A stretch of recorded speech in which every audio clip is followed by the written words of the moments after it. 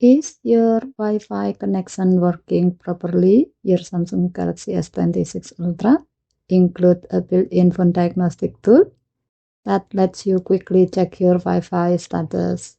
Let me show you how. First, open Setting, scroll down and tap Device Care. Scroll down the screen. Under Additional Care section, tap Diagnostic. Then tap Phone Diagnostic. Here, find and tap Wi-Fi. If this is your first time running the diagnostic, the test starts automatically. If you have already tested it before, you will see the previous result. Simply tap Test again to run a new test. Your phone will now check your Wi-Fi connection.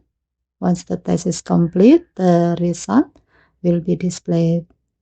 If your Wi-Fi is working properly, you will see the status normal. You will also see useful information about your current Wi-Fi connection, such as the number of available network and your signal strength. For example, mine shows 4 available network with a very strong signal.